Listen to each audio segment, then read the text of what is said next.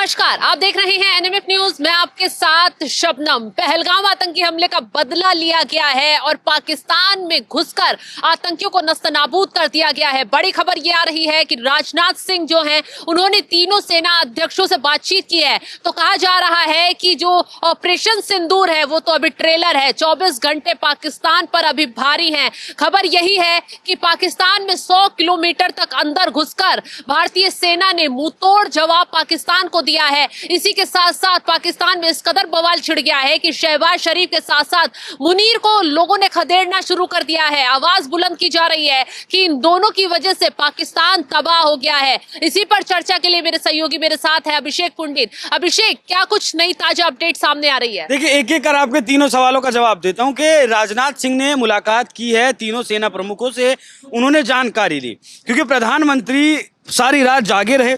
उन्होंने वो सारा प्रोसेस देखा कि किस तरीके से सेना गई और वापस आने तक। सेना ने एलओसी क्रॉस नहीं किया है क्योंकि आकाश मिसाइल से राफेल जो 2019 में, माफ कीजिएगा, जो बालाकोट में स्ट्राइक हमने किया था, उस वक्त सेना की तरफ से बयान आया था कि अगर हमारे पास राफेल होता तो हमें एलओसी क्रॉस करने की जरूरत नहीं पड़ती। इस बार वही काम हुआ, एलओसी क्रॉस करने की जरूरत नहीं पड़ी और 100 किलोमीटर भीतर तक हमने वार किया। पहले यही मैं आपको कहानी बता देता हूं कि बाहवलपुर अंतर्राष्ट्रीय सीमा से लगभग 100 किलोमीटर दूर है। यहाँ जैश ए मोहम्मद का कार्यालय था, मतलब मुख्यालय, जैश ए मोहम्मद के मुख्यालय पे वार किया है, जिसे भारतीय सेनाओं ने ध्वस्त किया है। सेनाओं का मतलब वायु सेना हो, थल सेना हो या फिर जल सेना हो, तीनों ने मिलकर इस एयर स्ट्राइक को, इस ऑपरेशन को अंजाम दिया है। मुरीद के ये जो ठिकाना था 30 किलोमीटर दूर, एलओसी से 3, हाँ, गुलपुर 35 किलोमीटर दूर, लश्कर का कैंप सवाई वो लॉन्च पैड नजदीक ही था। बाकी Kotli 15 kilometre, Barnala camp 10 kilometre, Sarjal camp 8 kilometre, Maimuna camp ये 15 किलोमीटर। और रॉ ने ये सारी जो है स्ट्रेटजी तैयार की थी। एक एक को, मतलब जिस तरीके से कहा जाता है कि कई बार रेकी कह दीजिए, आम भाषा में उसकी रेकी की गई, सब कुछ सेट किया गया, देखा गया कि यहाँ है या नहीं है। इसी चक्कर में आपने देखा होगा कि कई मस्जिदों पर भी टारगेट हुआ है क्योंकि वो लोग मस्जिदों में भी छिपकर रह रहे थे। मदरसे उन्होंने खाली कर दिए थे, लॉन्च पैड्स उन्होंने खाली कर दिए थे क्योंकि पता था हिंदुस्तान का स्ट्राइक होगा। अब राजनाथ सिंह से तीनों सेना प्रमुखों की मीटिंग की अगर बात करें तो जो एयर स्ट्राइक हुआ है वो सिर्फ ट्रेलर है। ऐसा कहा जा रहा है कि ये सिर्फ एक ट्रेलर है और पाकिस्तान इससे भी ज्यादा बड़ा अभी अंजाम भुगतने वाला है क्योंकि अभी खबर आई है कि बलूचिस्तान की जो लिबरेशन आर्मी है बीएलए, उसने भी पाकिस्तान के सैनिकों को मारना शुरू कर दिया है क्योंकि पाकिस्तान ने अपना सारा डिप्लॉयमेंट पीओके पर लगा कर रखा था और जो कि सही भी साबित हुआ। पीओके की तरफ से भारत ने हमला भी किया, बदला लेने वाला जो हमला था वो किया, वहां सारा डिप्लॉयमेंट कर दिया। अब वो जो चौकियां थी, वो जो पोस्ट थी, वो खाली हो गई या फिर कमजोर हो गई, वहां मारना शुरू कर दिया। टीटीपी के लड़ा के अलग मार रहे हैं।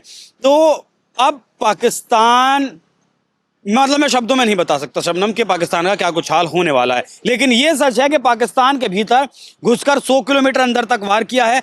4 ठिकाने पाकिस्तान में नेस्तनाबूद किए आतंकियों के और 5 ठिकाने पीओके में तबाह किए हैं। तो ये इस पूरे मामले का अपडेट प्रधानमंत्री मोदी की तरफ से या फिर रक्षा मंत्री की तरफ से। और हाँ, ऑपरेशन सिंदूर इसका नाम इसलिए रखा गया क्योंकि नव विवाहितों के सिंदूर उजाड़े गए थे। किसी की शादी को 14 दिन हुए थे, किसी की शादी को 2 दिन हुए थे, 3 दिन हुए थे, किसी के बच्चे के सामने उसके पिता को मारा गया था। इसीलिए ये बदला इतना भयंकर लिया गया है। बिल्कुल अभिषेक, तो इस हमले के जरिए जो पाकिस्तान के बड़े बड़े आतंकी हैं उनको कुचलने का काम किया गया है। अगर मैं डिटेल बता दूं तो बहावलपुर है, वहां पर 100 किलोमीटर दूर जैश ए मोहम्मद के हेडक्वार्टर को उड़ा दिया गया है। वहीं सांबा के मुरिदके में 30 किलोमीटर दूर लश्कर ए तैयबा का कैंप जो है वो तबाह कर दिया गया। और इस हमले, जो ये लश्कर ए तैयबा है, इसका कनेक्शन सीधे सीधे मुंबई हमले से जुड़ा हुआ है। कहीं ना कहीं हाफिज सईद की कमर तोड़ने का इस हमले से काम किया गया है क्योंकि हाफिज सईद ही है, लश्कर ए तैयबा ही है जिसने मुंबई हमले की साजिश रची थी और यहाँ पहलगांव में भी इस हमले को अंजाम दिया था। तो ऐसे में उन सभी ठिकानों को चिन्हित किया गया। और बता दे, गुलपुर में जो है वो तीर्थ यात्रियों की बस पर हमला